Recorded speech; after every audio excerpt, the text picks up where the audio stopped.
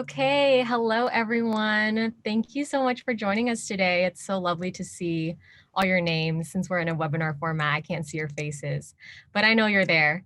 So hello, and thank you for joining us today for our very special project, Soundscapes.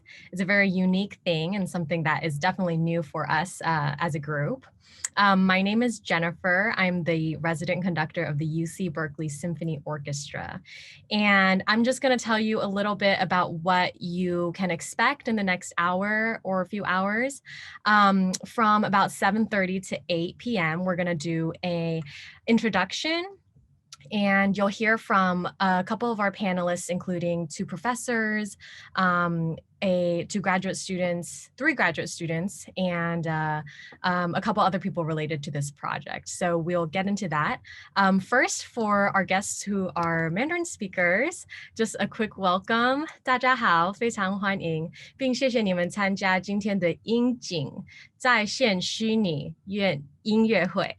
它是由加州大学伯克莱分校交响乐团和艺术实践学系所联合制作展出。在30分钟的介绍后，会将它开放给你们去探讨并且欣赏。希望你们喜欢这场音乐会，谢谢。Okay, got my Mandarin script out of the way there. So we'll start off by introducing the two professors who were really at the root of this project and really with us every step of planning and creation and organization. We have Professor Gregory Niemeyer from the Art Practice Department, and we have Professor David Milnes from the Music Department, who is also the music director of the UC Berkeley Symphony Orchestra. So I will hand it off to Greg. Hi, Jennifer. Thank you so much for welcoming us and for making this collaboration possible. It was really great to build on this. My name is Greg Niemeyer with Art Practice. I'm in media innovation, and at a time like this, where we're struggling with the world changing in every imaginable way, we rely on media innovation to bring us together, because media is what is in between people, and it is also what connects people. And so this time of working with the orchestra and with the artists in my computer graphics class in the Department of Art Practice was a time in which we developed respect for each other's work, where the animators who made beautiful worlds and animated them, synthetic worlds and animated them, learned to have a lot of respect for the musicians who made these wonderful worlds with their instruments and their music alone.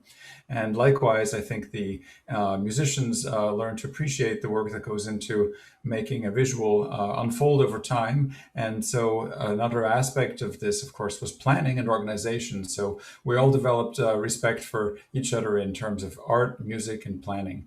And David, thank you so much for welcoming us and making us part of your orchestra and allowing us to help make a performance possible in a time where it's hard to gather. So what was this concept that led us to this outcome? How did it all start, David?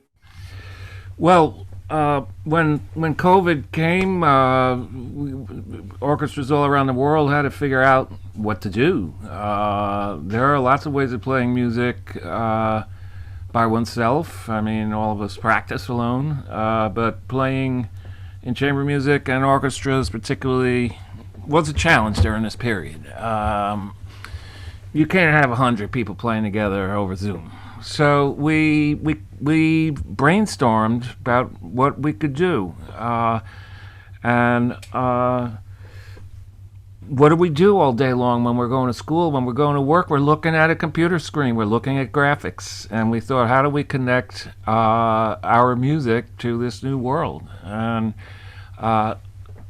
so Jennifer Cho, who I will introduce to you in a moment, came up with this idea. And it was really interesting to collaborate with different kinds of artists. Many of our musicians are digitally and technically adept and interested. They're scientists. But we found in working with Greg and his students that we have different ways of approaching how we do our art, that is, the mechanics of it and how we study it.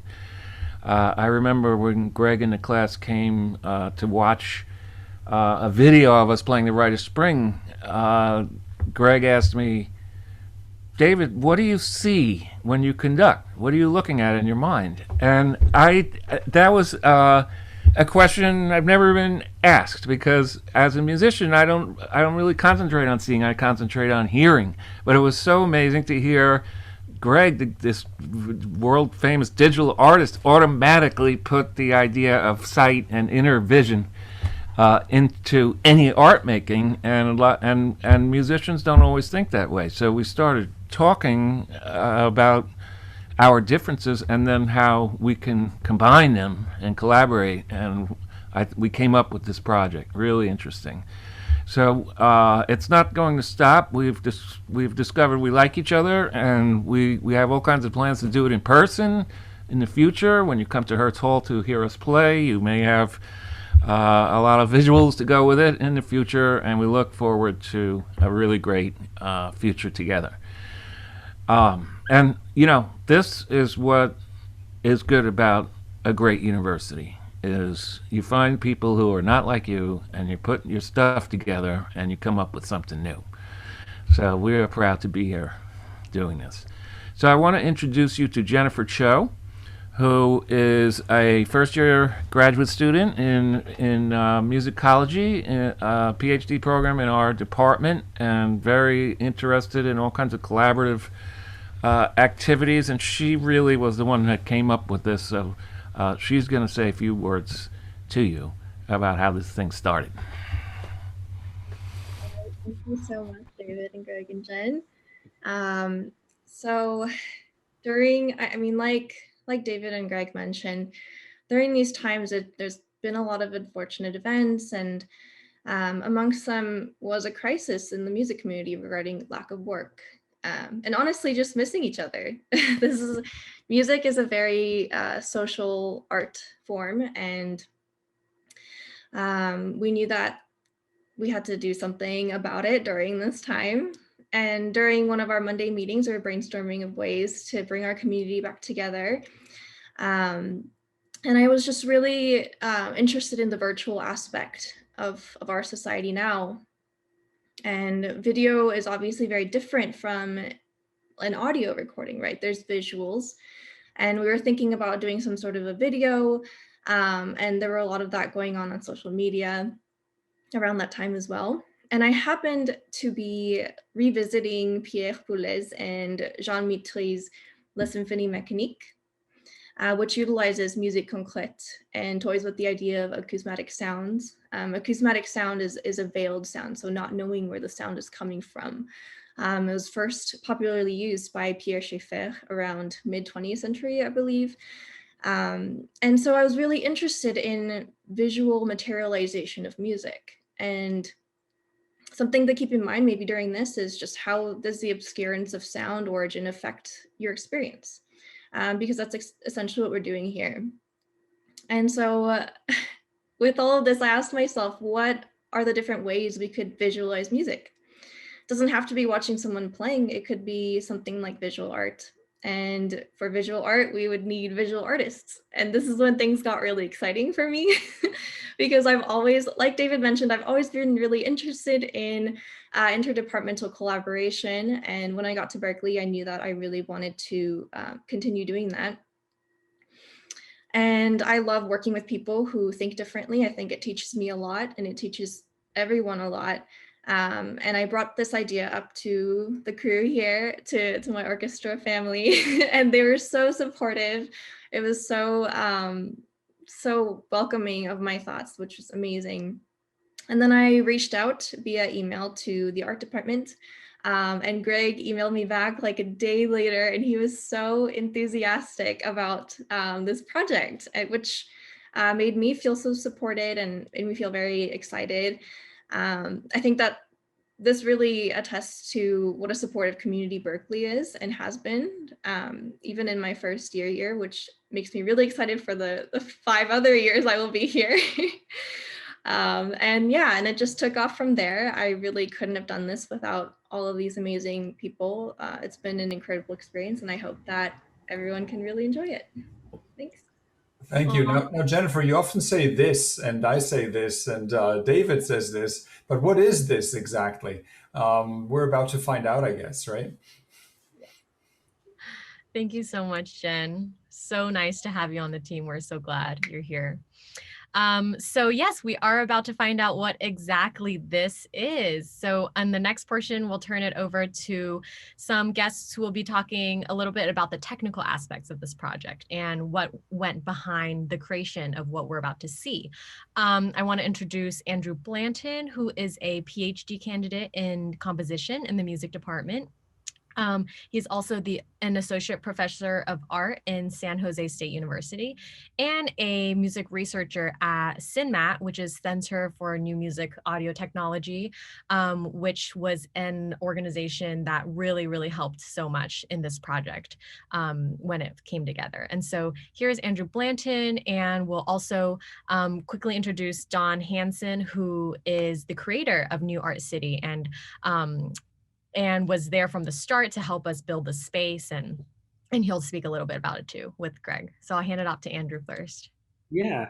So thank you so much, Jen, and really thank you to everybody on the team for making this such an amazing experience so far. I think in my capacity, I was really working hopefully as somewhat of a bridge in between the two because I have a bit of expertise in both worlds. And I think a lot about the poetics of simulated space and thinking about what it means to create a 3D environment that is a new place. It's like a third space. It's not the concert hall. It's not pure animation. It's something in between that I think was produced here that's really beautiful. And so there were a number of challenges, including like what the overall workflow looked like. It was a process to have 30 musicians and 30 animators 30 musicians really come together from my perspective and provide recordings. And to that effect, I was really working to master the audio and create the simulated audio sounds that you'll hear tonight. So starting with recordings that were frequently made in bedrooms and people's houses, and then taking those, really trying to remove the noise floor, and then making it sound like another environment for the 3D space. Is principally what I was doing in this capacity. So I think there were a number of other aspects. Greg, do you want to talk about the technical side or introduce Don? Oh, you're muted. Yes, absolutely. So, Andrew, when I thought about how to do this, I already knew from past experience with Don Hansen's beautiful New Art City that it is possible to bring sounds and computer graphics into a 3D space that users can use independently of each other, but also a 3D space where users can see each other. So an important idea that we started with Jennifer was the idea that can we create an audience? Can we create a public for a musical event online? And it's one thing if you watch something on your own and appreciate it. And I certainly listen to music all day long, but I don't know that anybody else is listening to it. Now in New Art City, we see each other when we visit an exhibit, an installation. And so we are listening to music together, but we're also looking at something together. Now to create that space, we have to build it first. So I'm going to show you a tool that we used a lot called Maya. And I believe I'm sharing the screen properly. Right here. And let's see, does that work? Yes, that looks good. And can you see the figure here standing in space? Well, this is not a real figure. This is a virtual figure. And what you see here, this is a work of one of our students in Art 172, Computer Graphics, the class where we learn how to use these kinds of things. And we're looking at a program called Maya here. And in Maya, you get to make a model of a character, like this is a person.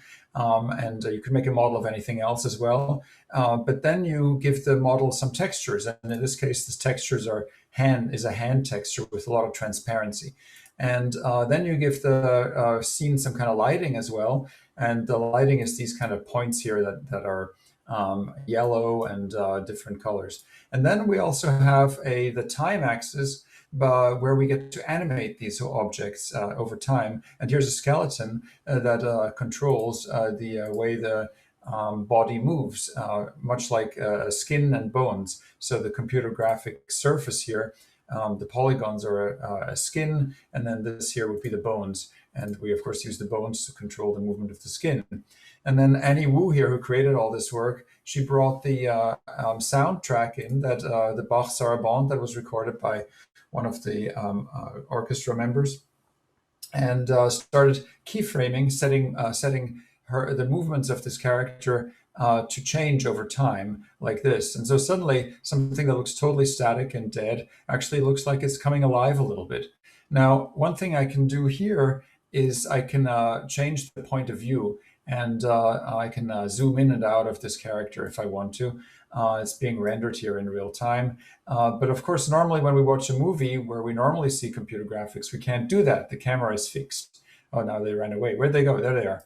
Okay, so the camera is fixed because the movie is rendered for a specific point of view. And now comes the important part. So instead of rendering this out and giving it as a movie to people to watch, we export this into a special format called FBX. And at that point, I'm going to stop sharing my screen, and I'm going to ask maybe Andrew or Dawn to talk about the next step, which is to get an FBX file to show up in a platform that many people can visit at the same time, such as newart.city. Well, I think I also want to just talk briefly, if it's okay, about the audio component. I just thought I might share this because it's kind of interesting for one of the other sections, but then maybe Dawn can address in a second what the process looks like for putting these files onto newart.city.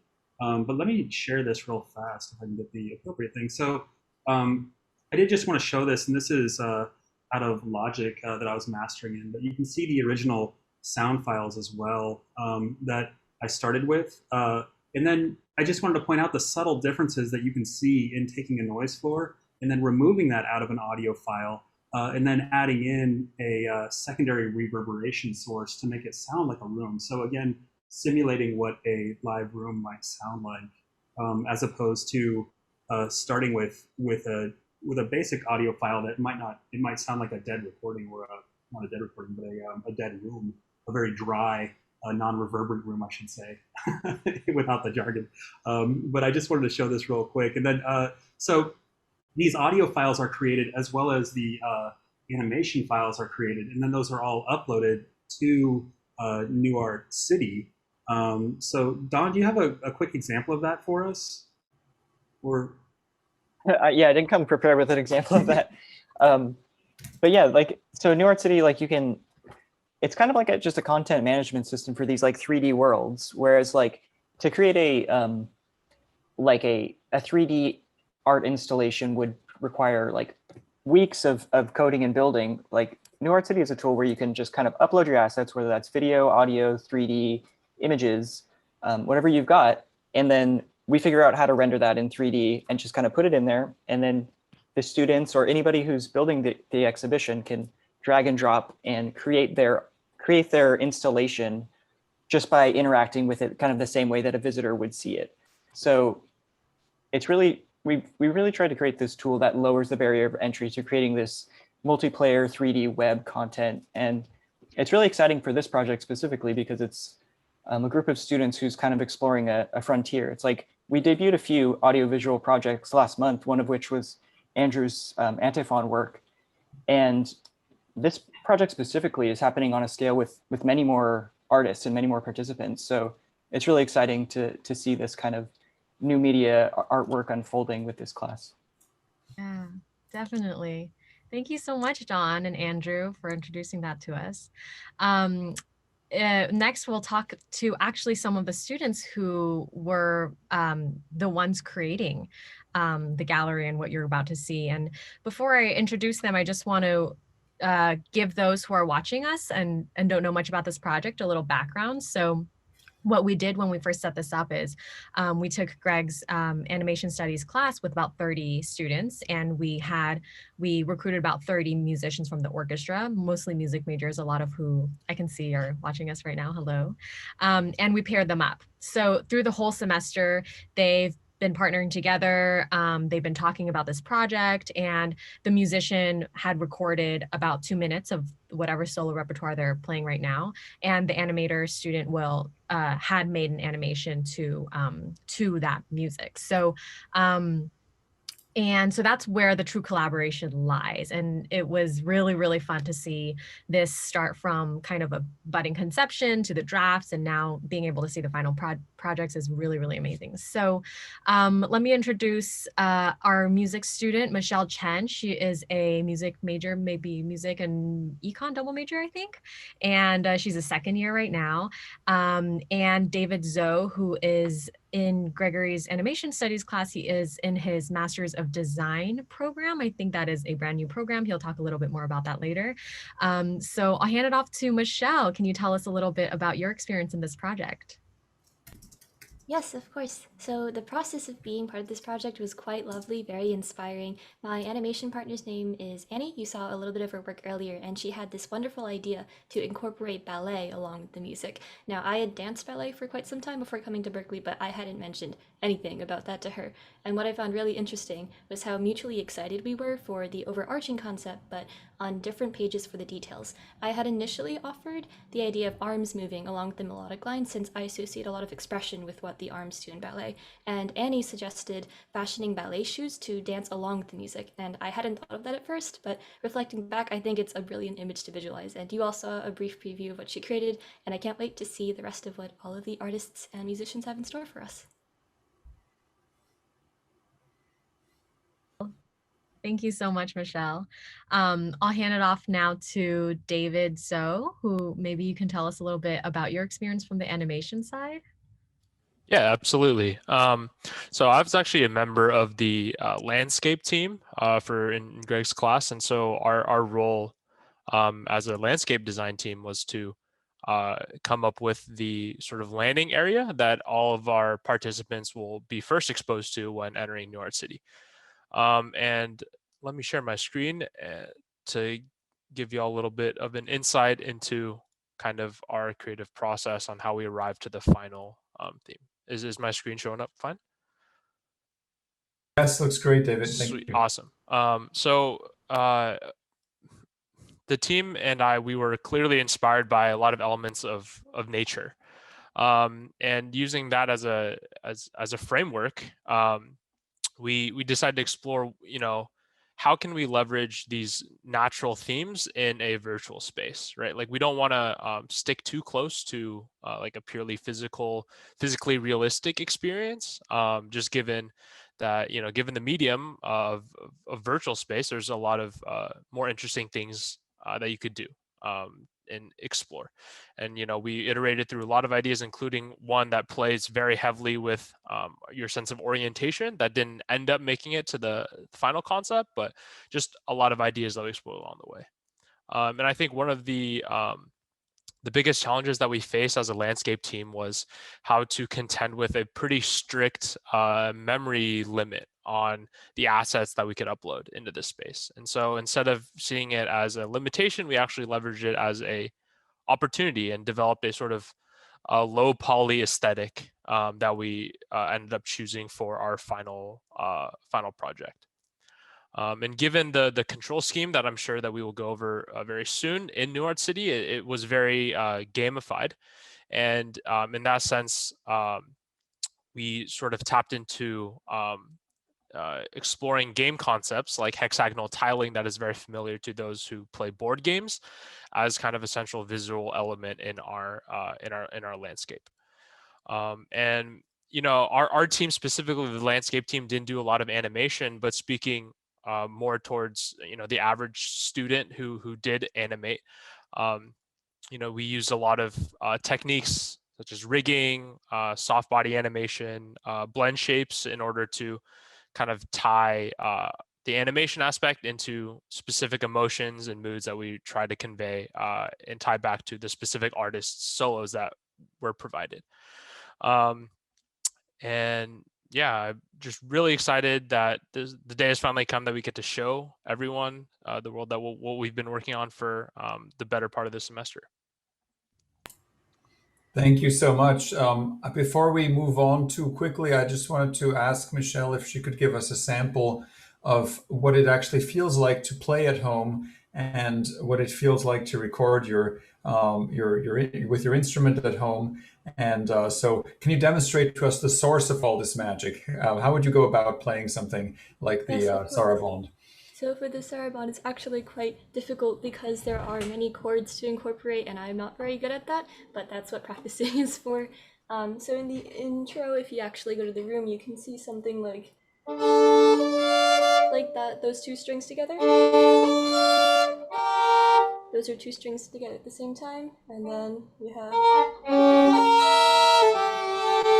So you can kind of see how, as long as you keep very balanced pressure on multiple strings at once, you'll be able to create that chordal effect. And I actually learned from David quite recently that in the Baroque time period, the violin bow used to be able to play all strings at once, but because we have a different kind of shape for the wood stick, it's not quite the same experience.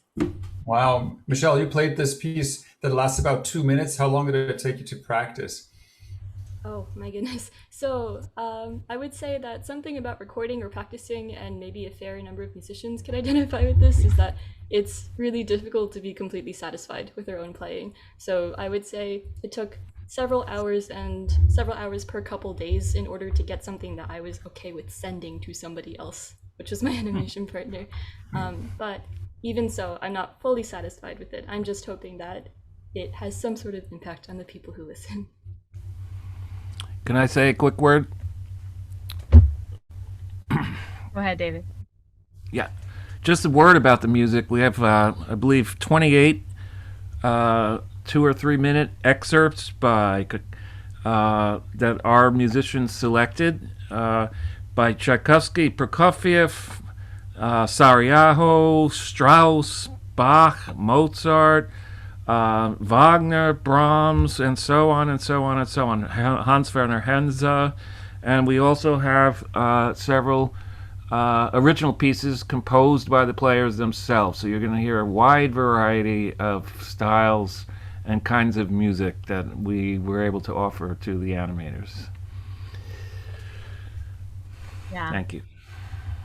We're so excited for to be able to see all of the pieces. Just before we sort of move on to the next thing and wrap up the introduction, I'm just going to explain. So at 8 p.m., I think, well, that's now, the virtual space will open. So what we're going to do is we're going to send the link by the chat in your chat box right now. So we'll send that link, and what you can do is you can either hop off of the webinar and explore the space yourself and walk around and listen to all the music and look at all the animation. Or if you would rather not play like an active role in exploring this space and you want to play a more passive role, you can just stay on this webinar, because what we are going to do for the next hour or so is screen share us walking around the space and listening to all the music. So you can actually see everything and hear everything just from the point of view of watching the screen. So that's what we're going to do in just a few minutes. We'll have I think the link. Yeah, so the link is now in the chat box. And before we wrap up the introduction, I'm going to turn it back to Andrew Blanton, who will actually give a little quick tutorial on the controls and how to walk around the space and navigate for those who want to hop off the webinar and go see yourself. And if you don't, just stay on, and right after we finish the tutorial, we will also be exploring the space ourselves. So, yeah. Cool. So I'm just going to share my screen again for a second and talk about the overall controls and how you move around the space. So I will note that if you're familiar with game environments, it kind of works like that, where you have W, A, S, and D as your left, right, forward, and backward controls. You can also use your arrow keys for left, right, forward, and backward to move around the space. So when you're in this screen, once you click off, if I click anywhere on this screen, that will take me into the environment. And note that your mouse will then disappear. And if at any point you want to come back to this screen, you can push escape.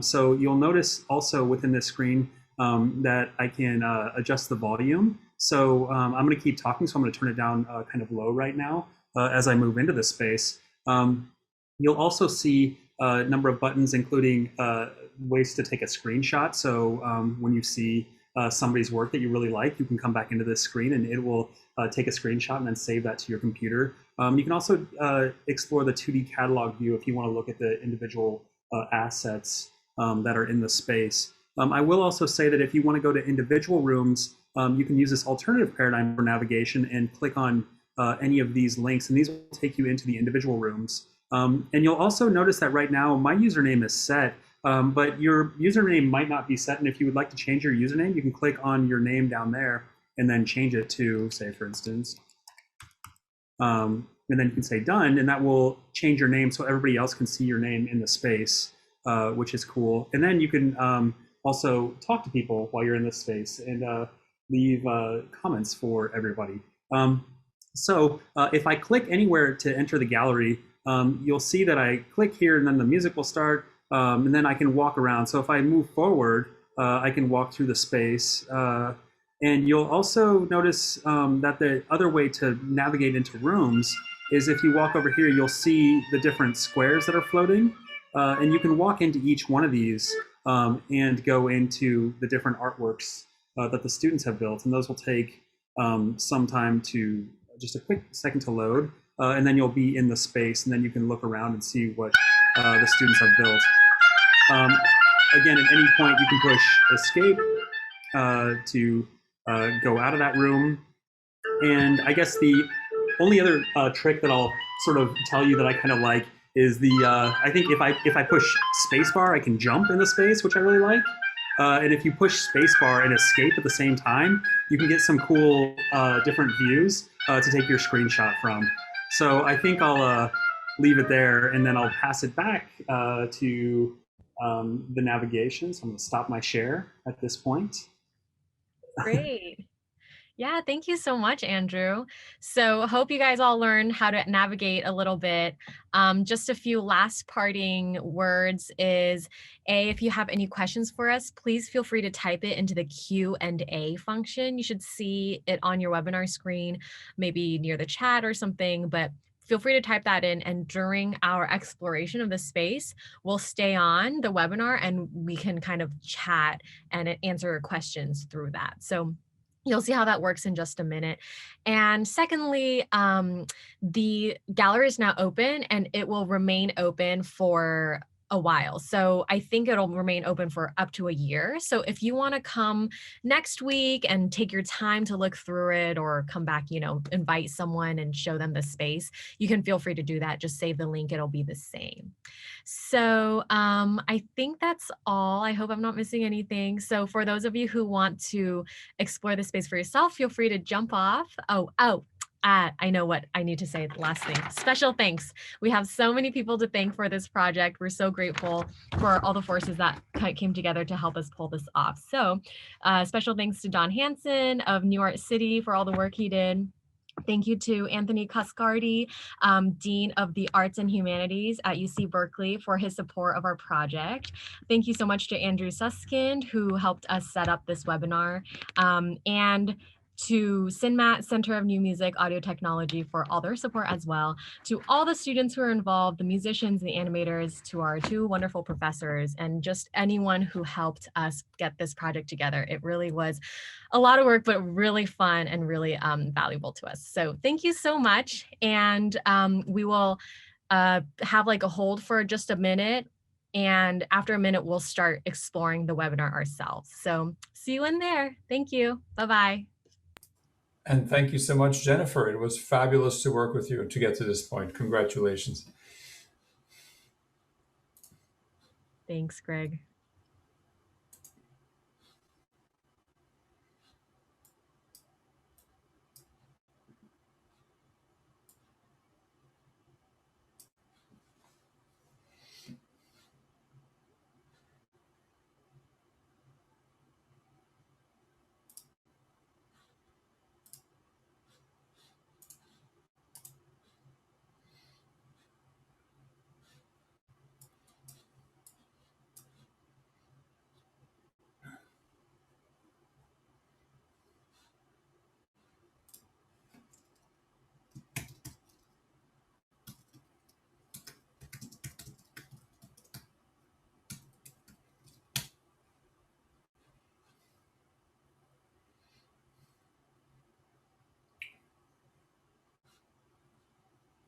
Okay, I think we're ready to roll. Yes, so we're going to dive in, and Professor Miles is going to give us some musicological appreciation of the stuff we're about to hear, the works we're about to hear, and I'm going to try and be your guide. Please, if I go too fast, let me know. I don't want to make anybody seasick. And also, we already have a question from Daniel Greenhouse. He wants to know if we can distinguish between 3D, as we use the term, and of course, the experience of seeing stuff in 3 dimensions, the stereoscopic experience. So what we have here in this world, and I'll just enter in the Soundscapes landscape itself, is we have a world that is navigable in 3 dimensions, but it looks like a still image. It, in all cases here, looks like a 2-dimensional image that is rendered as we move our point of view. So for example, here I can look at a very interesting geode that was created, and I can zoom into it, and because it's computer graphics, I even can go right through it. I can also go right through the tree here, and I can also go into the waterfall. All these things that I always want to do when I hike in a park, and it's a little more complicated in real life. So this is a navigation of a 3-dimensional space. You can also see things moving in 3-dimensional space. And oops, I think we just went into the link here. I'll get to that later. I'm going back here. Sorry. We're going to spend a little more time in the landscape itself. So this landscape is the park that holds all these different links by which we can go visit the different rooms in which students created their collaborative animations and music productions. So here we're supposed to get an overview, and really there's 5 lands here. David, are you still with us? Do you want to say which 5 lands we're looking at? Yeah, absolutely. So the landscape that you're currently looking at is the forest landscape, and it was designed by Akemi, and it was supposed to represent maybe a darker or more moodier theme. Okay, so that's the forest, and now if I turn over here, where do I go here? I want to jump up here a little bit, see if I can get to these clouds. Yep. Okay.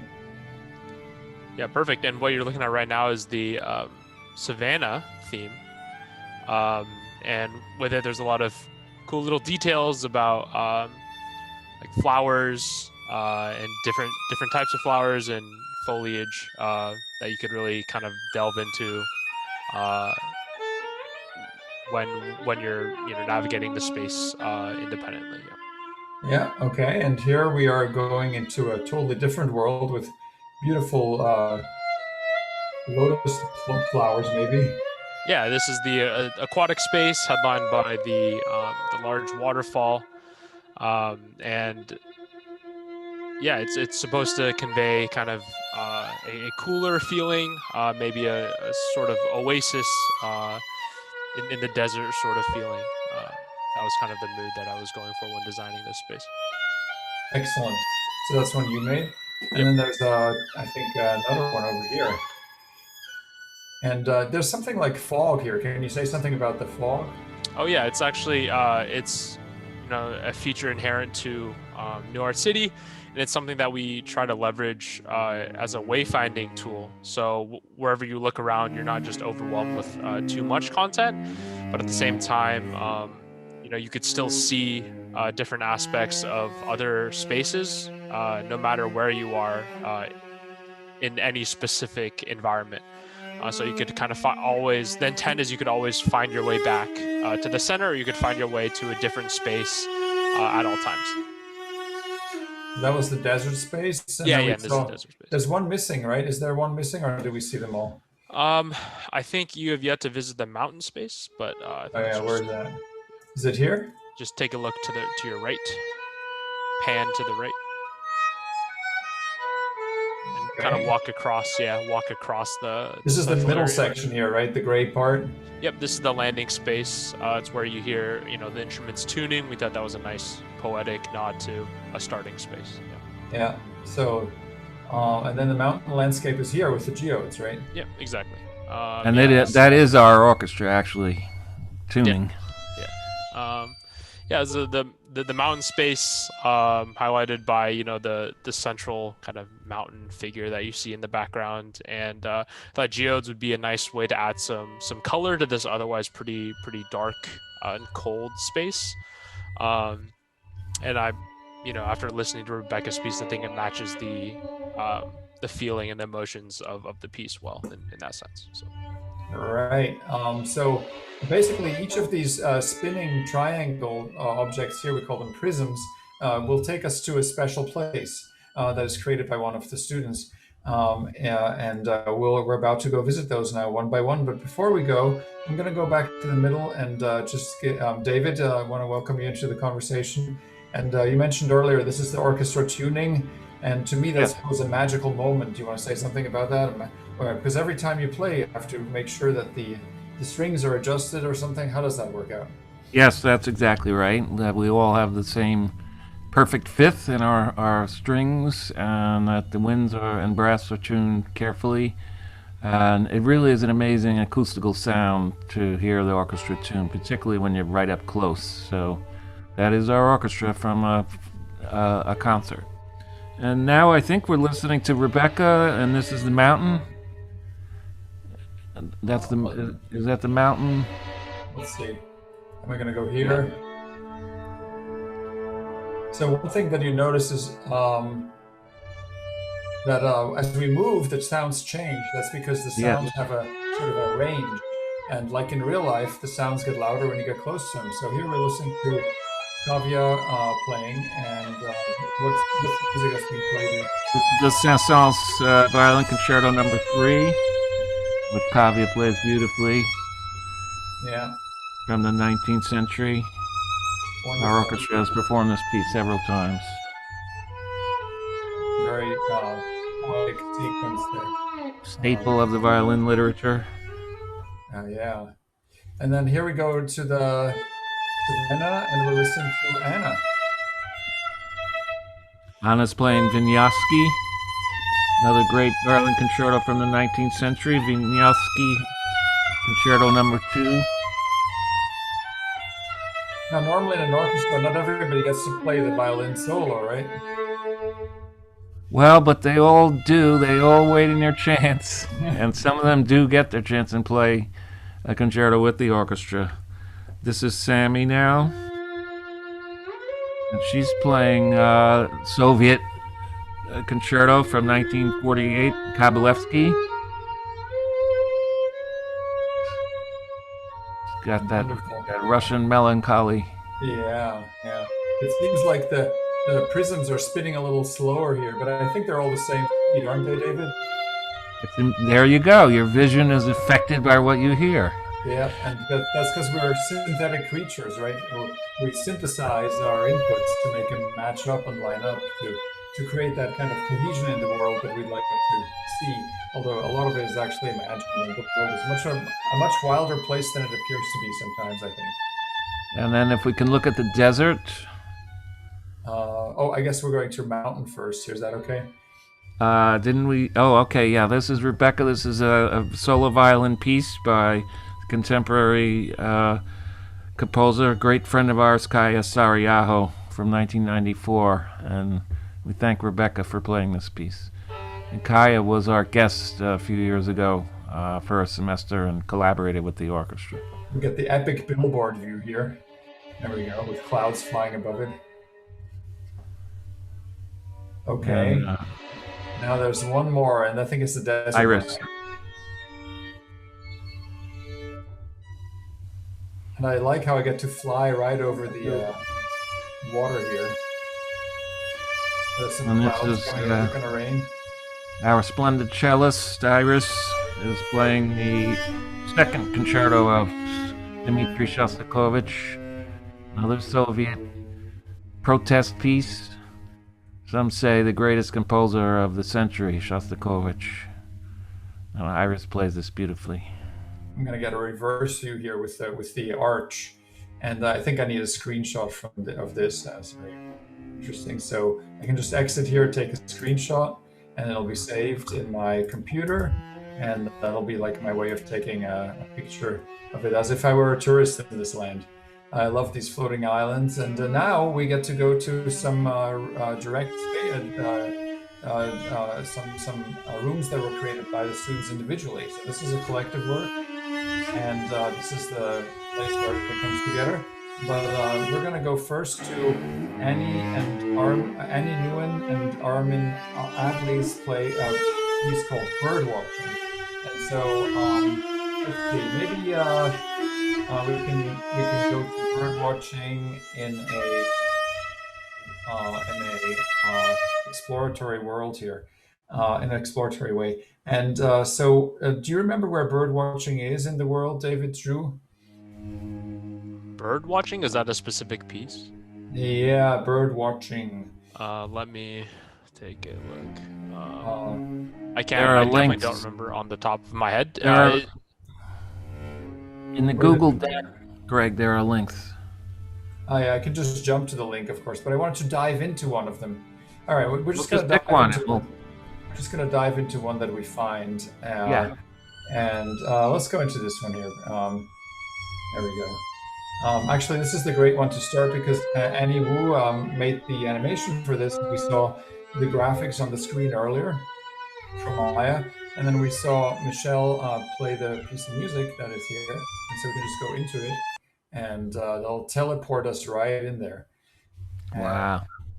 So now it's loading 6 objects, which are one of them is the sound, and another ones are the geometry. There we go.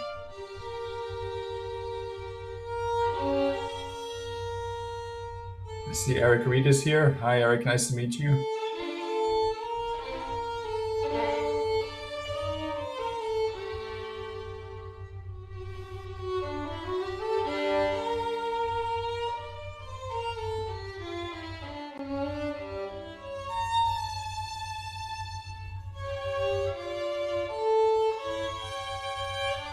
I can dance with this. Yeah, Andrew, you know, it sounds good. It's the right sound for this.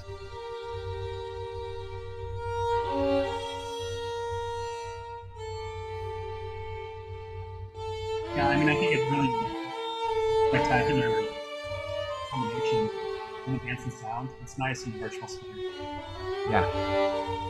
You know, the last time I heard this piece, I was in a cold church in the Baltic Sea by the shore, and there was, in fact, a forest surrounding it, so there was no dancer there. Wow, she plays this very well.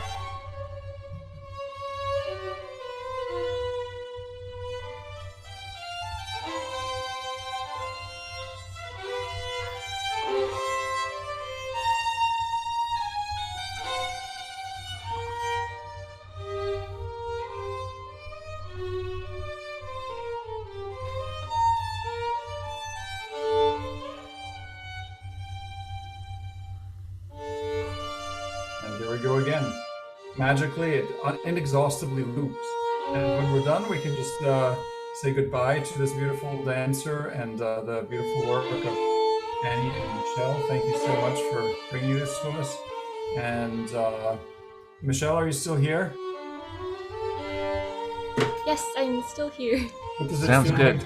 Like what does it feel like to see your music in this space with this beautiful leaping performance and everything? I stand by my comment for my music, but I love Annie's animation. I wasn't imagining anything like this, but it's very, very cool.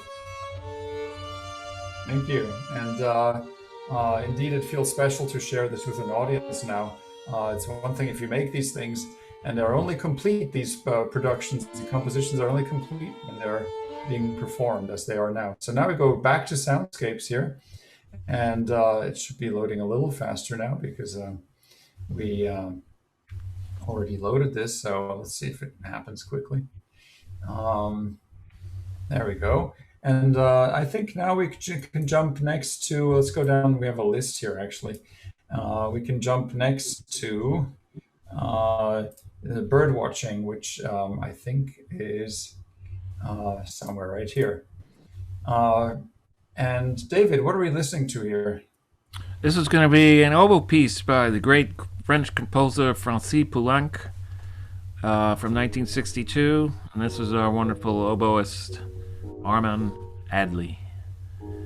Fantastic. And Armin had a accompaniment, a piano accompaniment, is that right? Armin played his own No. accompaniment. Oh, Armin played it. He's playing the piano and the oboe. Yes. At the same time. It's amazing. Well- Only Berkeley students can do that.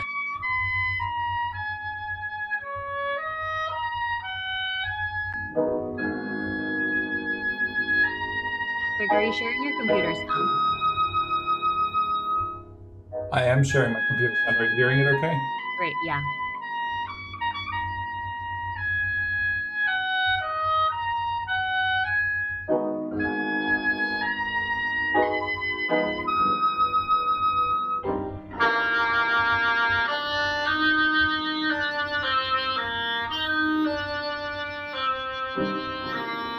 And this is an amazingly beautiful landscape made by Annie Newman. And, you know, I've seen many things in New York City, but this transparency and the play of shapes here and colors is truly engaging and really just lovely. And it goes so well with the music. I am totally feeling transported here. And look, I'm not alone. Paxton is here too. Paxton is another one of our animators. Andrew is here. Hi, Paxton. How you doing? And there's a beautiful tree here. And here come the birds. So sometimes there's surprises in here, so it's worth hanging around and listening to the whole thing, because some animations come in very late. Let me get a little closer to that bird.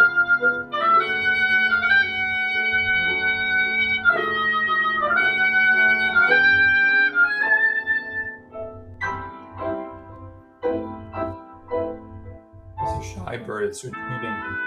So you can see from the other side. There we go.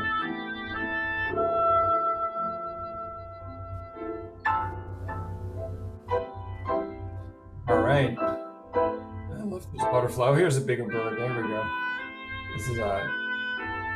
This bird must have a propeller in it or something. It's going all by itself. There are no flapping wings. But that was beautiful. I'm glad we saw that. Thank you so much, Armin and Danny. And now we're going to go on to Annie Wu and so Ava Wist and Alan Huang and the lonely structures. It's interesting how some of the themes of COVID contemplation, loneliness, and longing for company certainly made it into these animations, and I'm very happy to share that, because that's part of our human experience. And here we go. This is an amazing space. Here the buildings are dancing. And this one was made by Ava Wist, who's a student who's currently in the East Coast, actually. And so I just want to acknowledge that many of us worked in totally different parts of the world, and were able to come together nevertheless, even though across time zones. David, what are we listening to here? This is a Japanese contemporary composer named Ryo Noda, born in 1948. The piece is written in the 70s, and it's a beautiful piece for saxophone, which entered sort of the orchestral world a little later than some of the other instruments, and so there's a lot of cool recent music from around the world. Oh my goodness. One thing we can really feel here is the sense of timing. And so the animator here very closely listened to the music and keyed every single building's twist with a moment in the music that they wanted to emphasize. And I think it works really beautifully. I don't think I'll ever see skyscrapers the same way again. What about you, David? Yeah, I agree. Let's go in here. Of course, there's an undertone here of earthquakes as well, and of wonderful architecture that takes into account how to build a safe building for earthquakes, but also how to play with the forms quite a bit. I am so happy to see this right now. And I want to give a special shout out to Don Hansen, because he made it possible for animations and music to really sync up so beautifully. That was a special adjustment that was made actually to synchronize videos, but here we go. It's synchronizing a computer graphics animation and a piece of music. Incredible colors. Yeah. The mood here definitely goes well with the music, I think. And it feels a little bit like maybe even a Japanese city.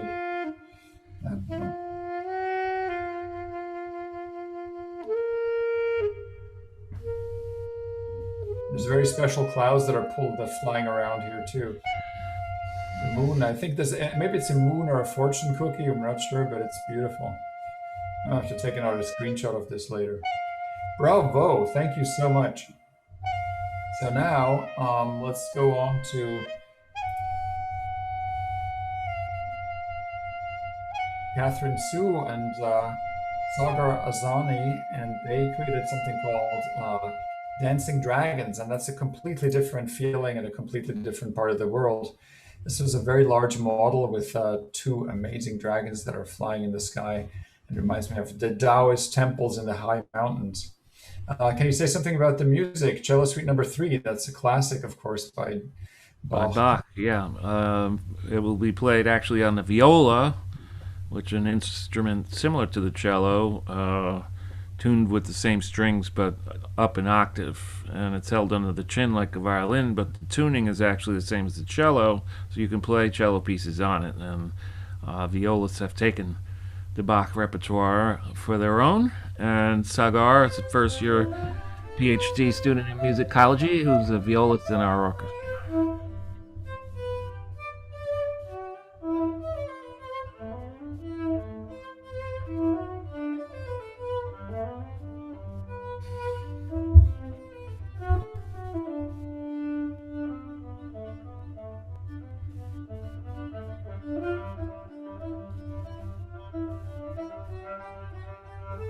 I don't know how close I want to go to this dragon. It looks pretty fierce.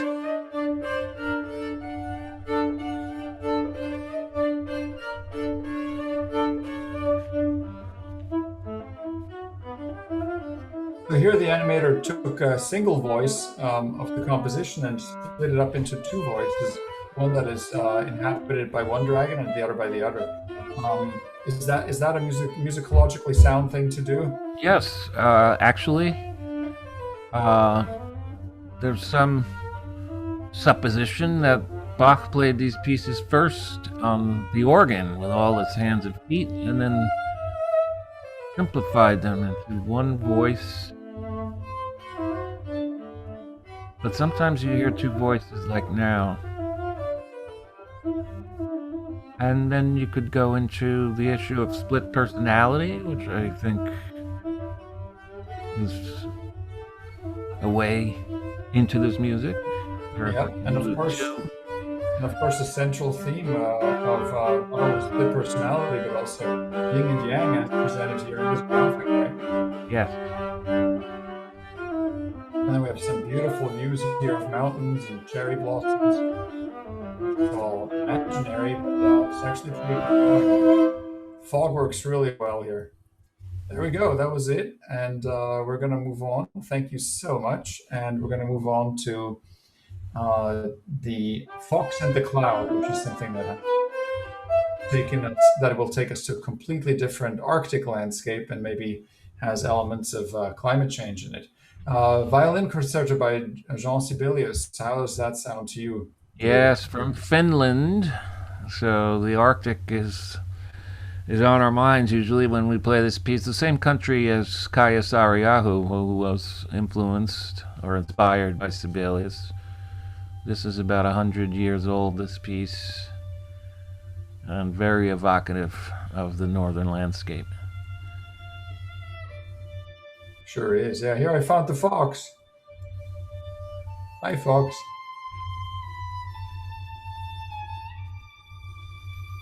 Very beautiful playing by Andrew Ramirez.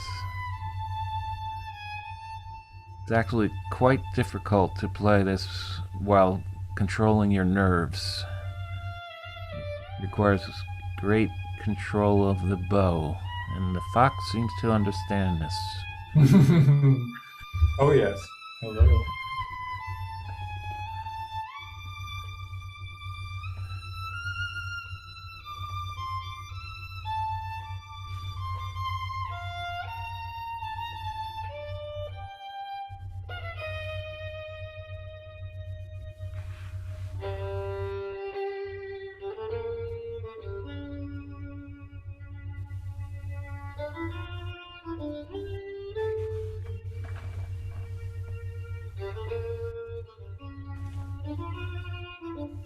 What is he longing for?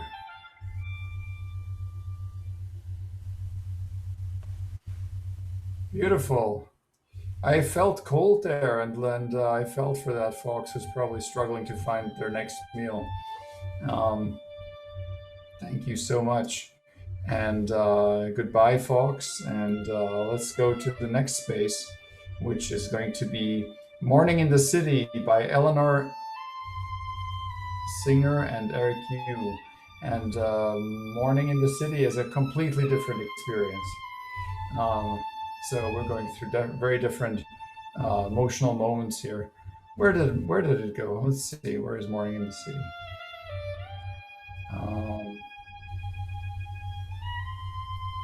Okay, I can't find it here, but so I'm going to go find it over here. Just 1 second.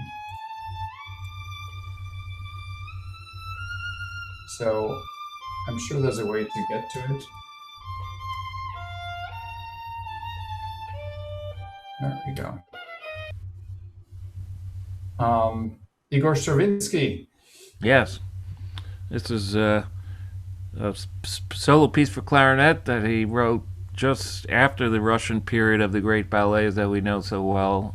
He's entering his neoclassical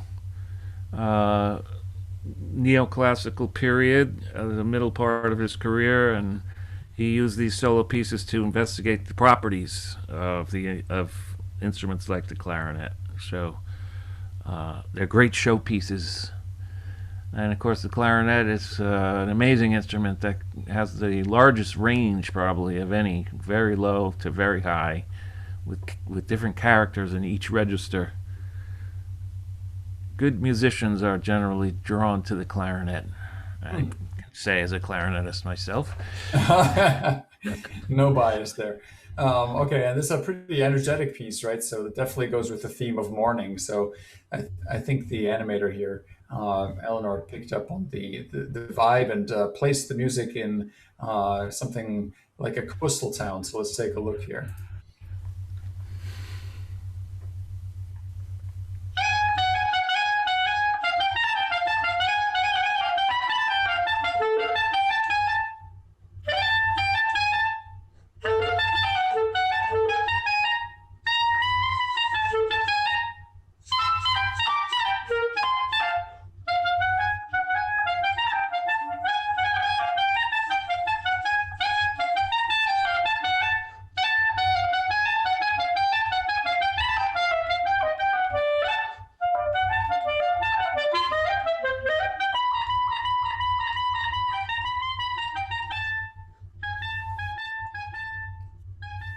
As we go away from the city, maybe to the mountaintop here to take a view of the whole thing, we can turn around, and where the city is disappearing in fog like San Francisco so often does. And when we come back, I guess we hear the sound more clearly again.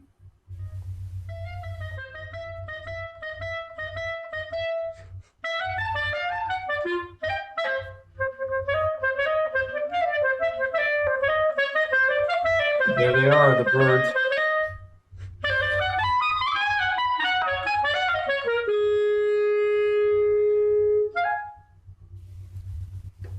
Thank you. Beautiful. Now we're going to go on to Lonely Structures, which is a more emotional theme. Let's see, there we go. Okay.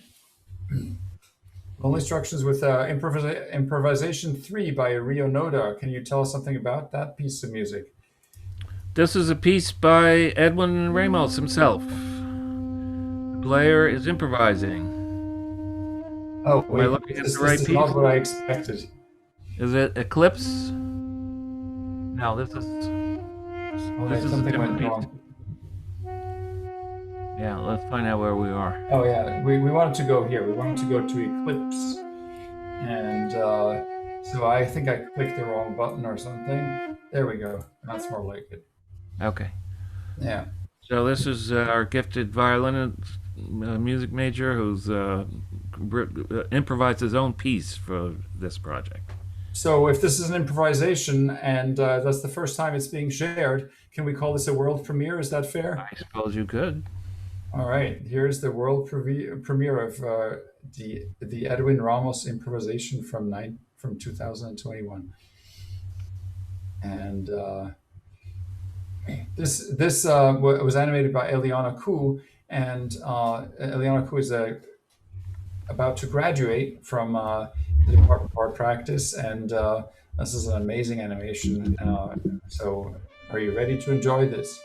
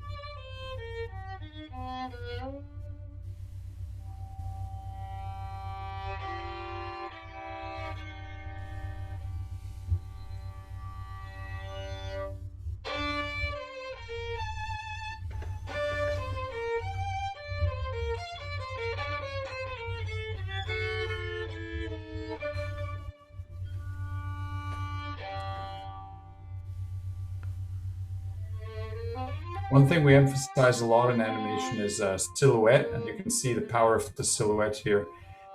These figures are rendered in all black, but their silhouettes read so well, and we can tell exactly what's going on just by looking at the silhouette. So I'll leave it here for a moment.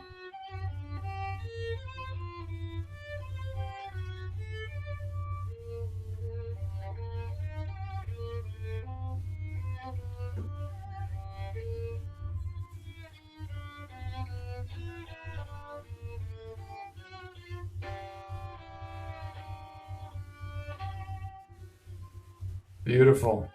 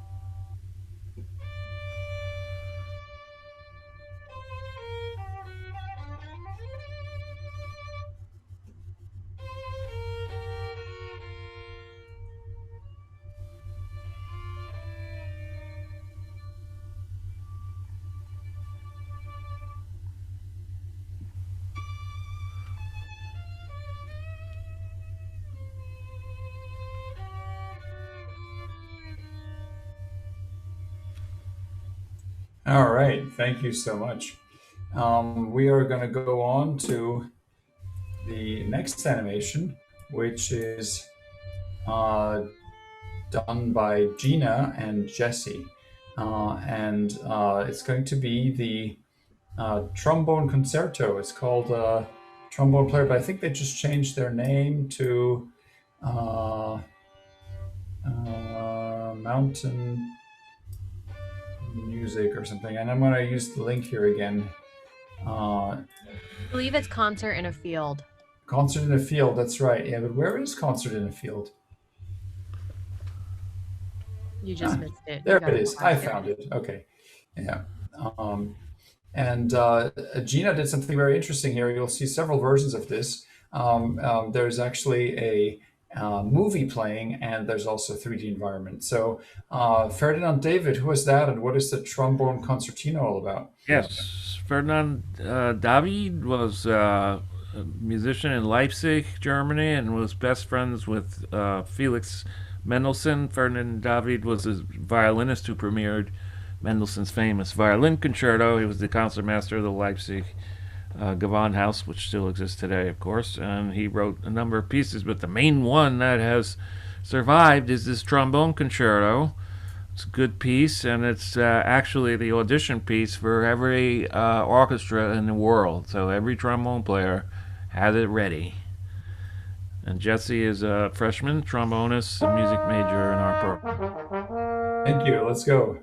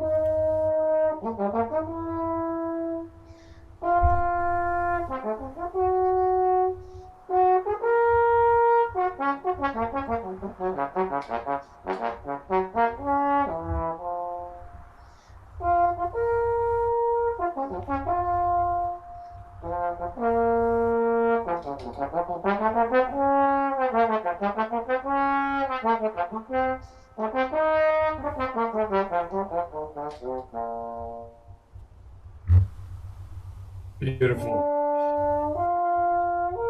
So, in this case, we just saw the animation, which is a rendered movie. So you see a lot more lighting and shading here than is possible in real time. And that's because it's all rendered out beforehand in the computer and it's playing back as a video.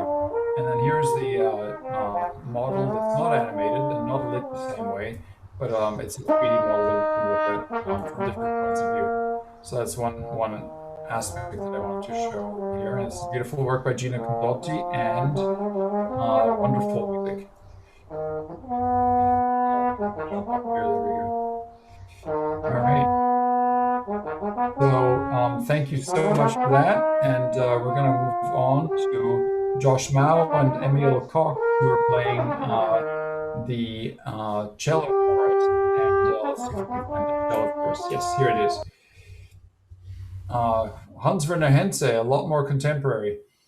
Yes, this is an early work of his. German composer, spent most of his career in Italy. One of the greats of the 20th century, died in 2012. So this is one of his earlier works, and it's played by Emil, who is completing his graduate degree in architecture. And Emil is Belgian, and one of our great cellists. Excellent. Here we go.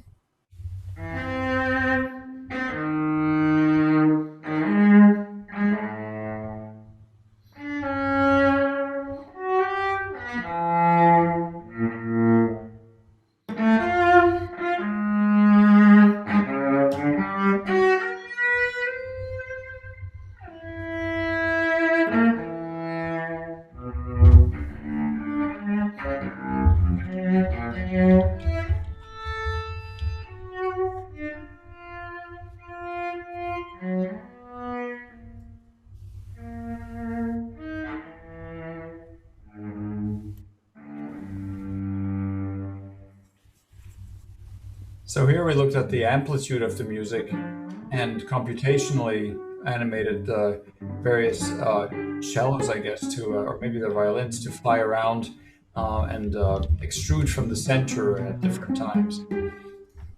Move out of the center. We call it translate, actually, not extrude. Translate out of the center at different times.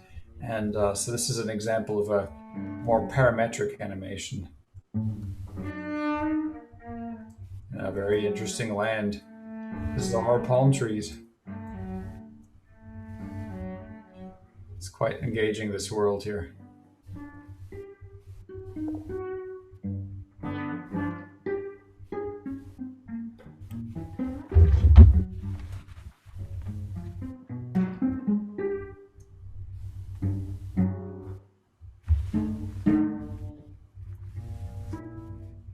Cello forest indeed. Welcome. You can always come back and listen to more here. It's beautiful work. We're going to say thank you and move on. So next, Catherine Lee and Popcorn Party, and that is music played by Byron Zhao. And, this is the Etude number 47 by Richard Hochreiner, which is also. Tell us more about this one. Oh, it's for Yes. timpani. It's for timpani. Byron's our great timpanist in the orchestra. Richard Hochreiner was the timpanist for the Vienna Philharmonic through much of the 20th century, and he was one of the great teachers and composed a book of studies with which one could master the technique of timpani. And of course, the thing about timpani is not just that you hit and bang them, you have to tune them. Sometimes you have to tune them while you're playing. And Byron is an expert at this. Is the pitch in the timpani changed because of that? Tuning while playing? Well, some pieces call for the tuning to be changed while during the piece. Yeah. But when I hear it going, sometimes they hit the timpani, it goes boing like that. Yeah. What is that kind of an effect? That's a specific effect made by where you play on the drum head. Uh-huh. You can actually affect the tuning and, of course, the sound color by how and where you play on this large drum head. What do you think of the popcorn happening here? Great. I think it's absolutely amazing. First I thought it was teeth, but then I realized, no, it's popcorn. And it's so funny how they all spin around. This is an animation that is supported by a physics model, and I'm very impressed that the animator was able to get that into New Art City so elegantly. I love the theme of popcorn and the exit sign. It makes me feel like I'm in the middle of a movie theater. A really beautiful piece indeed. Congratulations, and thank you so much. And this is a lot of fun. So onwards. Timpani was amazing. Catherine Lee and Byron Zhao, great job. Next, Catherine Yuhan and Anna Fang are going to take us to the deep sea. Are you ready for the deep sea? There we go. And we're going to listen to Brahms. What can we talk about when it comes to Brahms? Well, one of the What should we know about Brahms? one of the great pieces of all time, and we have our wonderful violinist Anna, who I know loves this piece very, very much, and I think she will agree that the piece evokes the deepest feelings that art can give us if we pay attention. Anna's with us, I see, so here we go. This is the big one.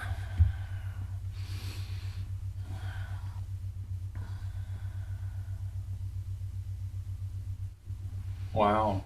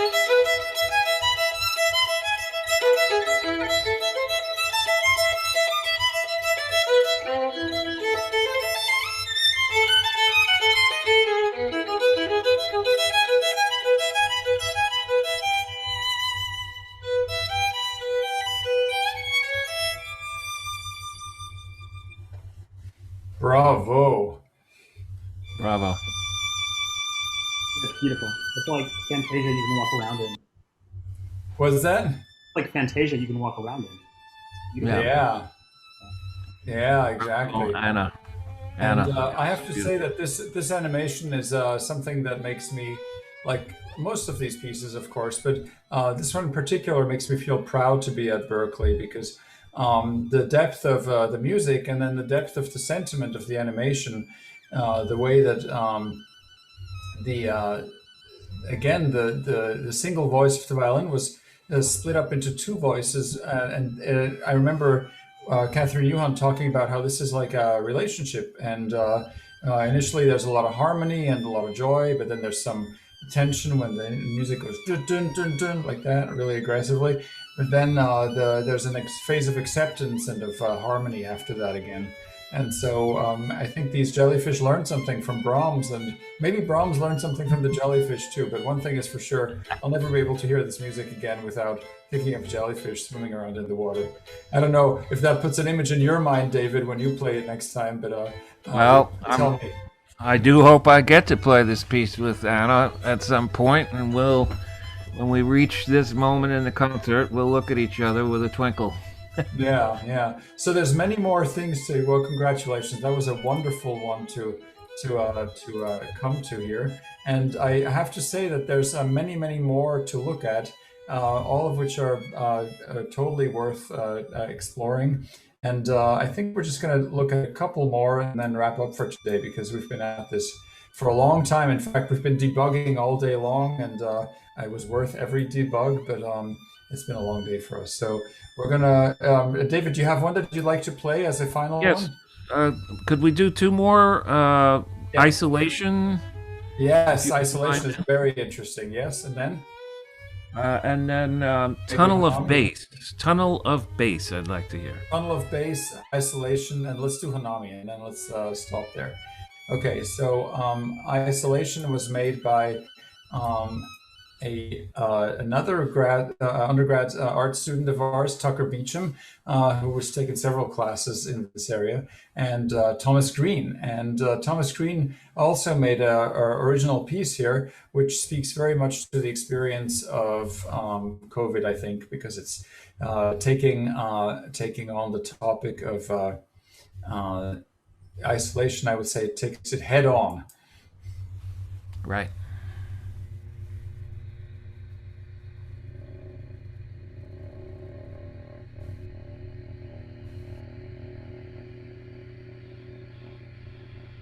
And that is a trumpet.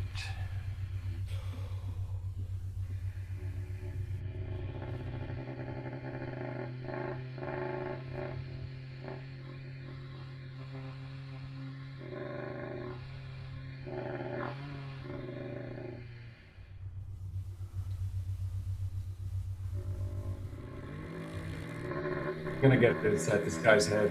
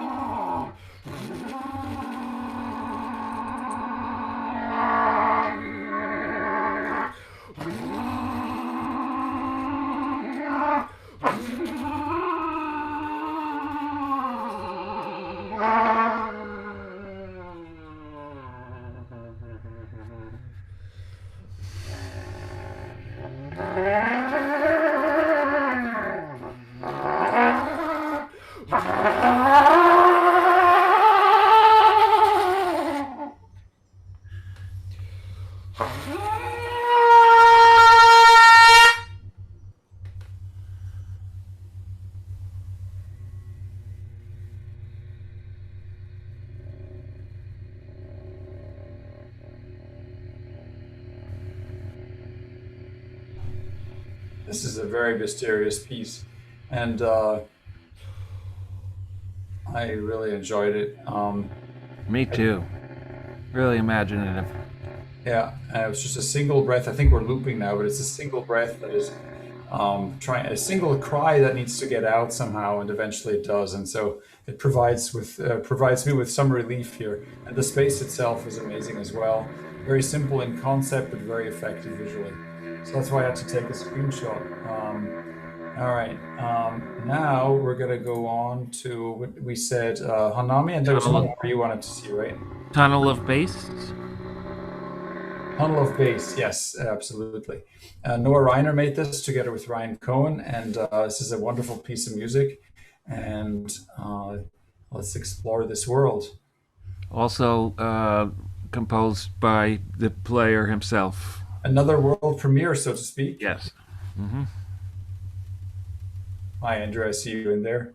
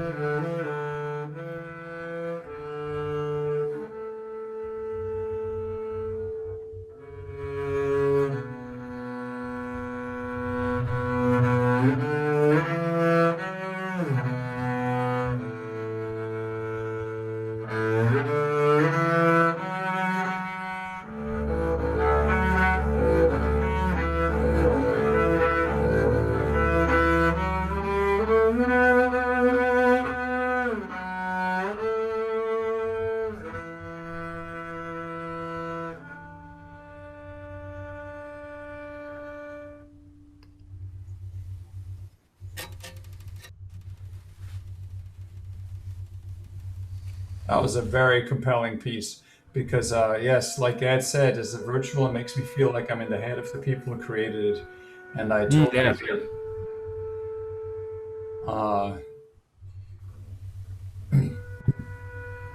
And it also makes me feel like I'm going down a memory lane of some kind. Yes.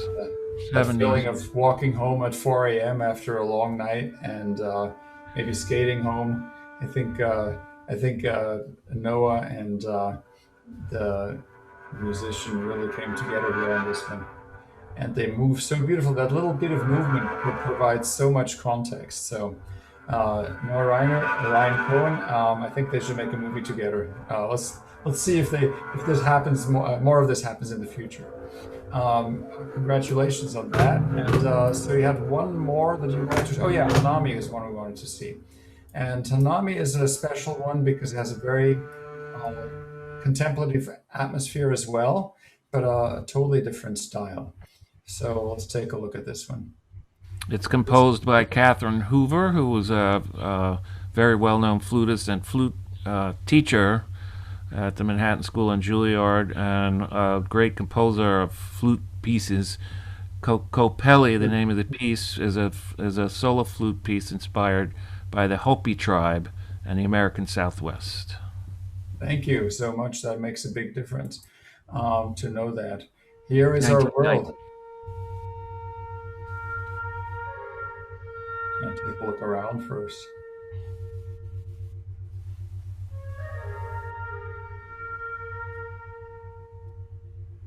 I'm crossing the bridge.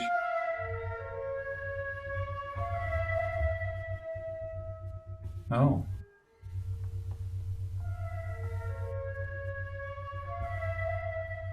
This is another movie. I think I can click on it.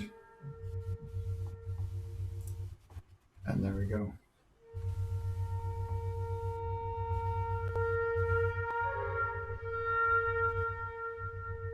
David, do you see what's happening here?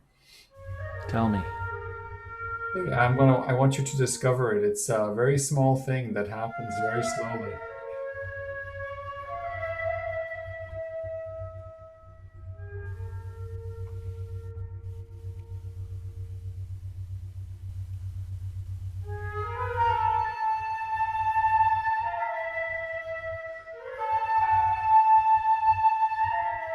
I'll give you a hint. It's green. Ah.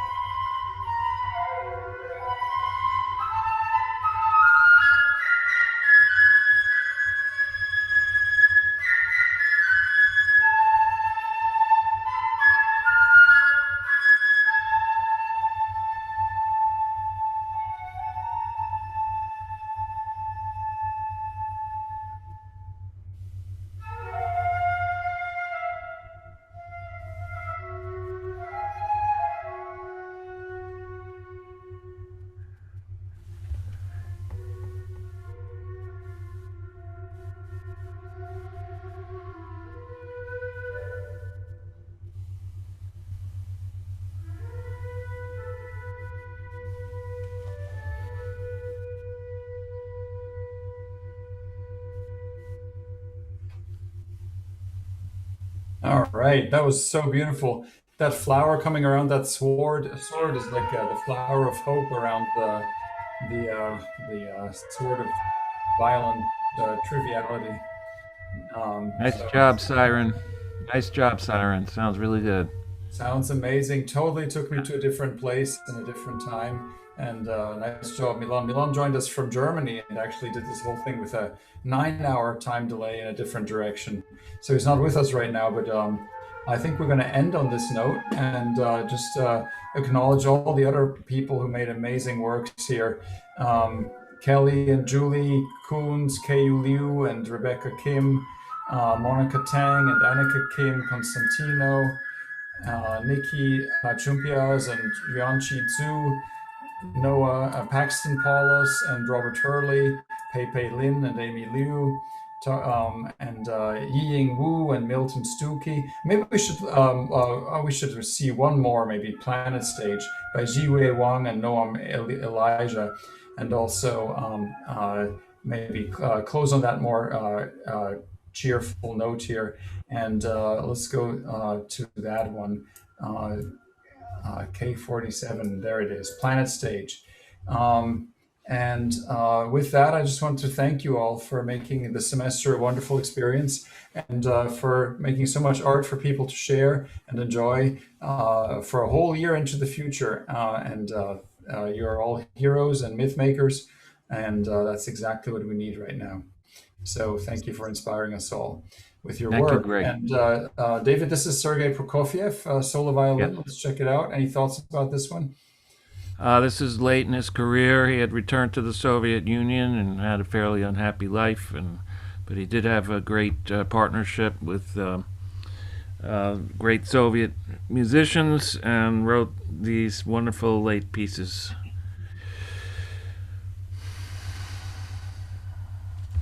Let's do it. Wow. Oh, sorry. I'm not sharing my screen. That is terrible. What happened? Sharing my screen one more time here. There we go.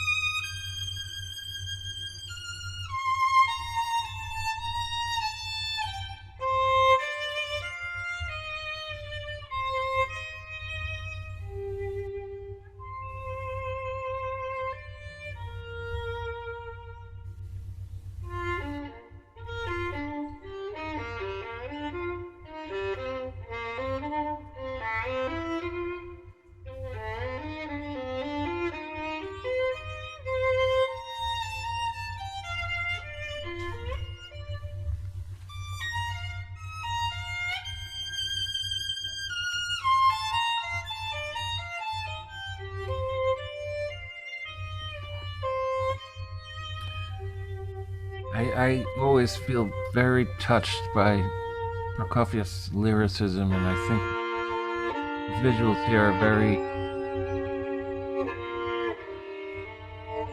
are very welcoming. Yeah. And it's so bizarre, you know, sometimes media makes me feel like I've never felt before. And I don't know, the pinkness of it all here and the strangeness of the movements gives me a little bit of that feeling of like an experience I've never quite had before. Like a rave, but really slow, you know.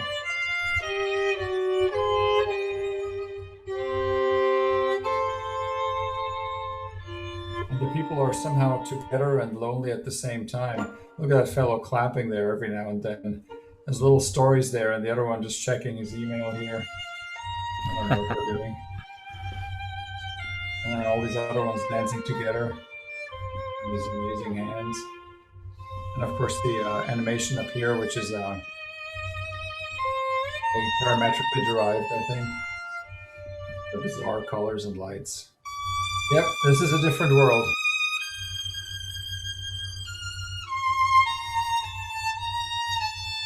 It's planet K47.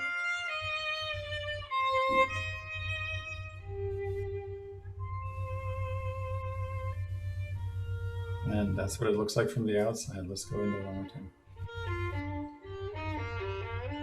Greg, we are blessed with our students' talent. It's such a privilege.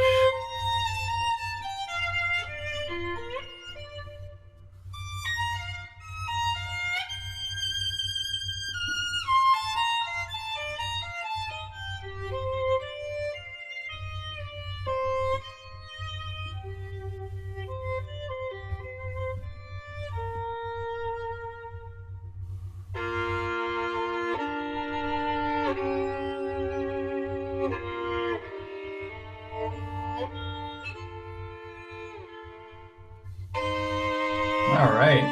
David, any last words? Just thanks to you, and thanks to Andrew and the Jennifers. And this thing will be up for a while, and we should disseminate it widely, I think. Yes, let's share it around and keep celebrating it. And thanks so much for all the hard work you all put in. David, thanks for joining us. And one second. Looks like they left already, but Michelle, thanks for joining us as well earlier. Andrew, thanks for making it, giving us the confidence and telling us that this is totally possible. Was it worth it, Andrew? It was amazing. And thank you both, David and Greg, for just like awesome leading the ship on this thing, because it was really cool.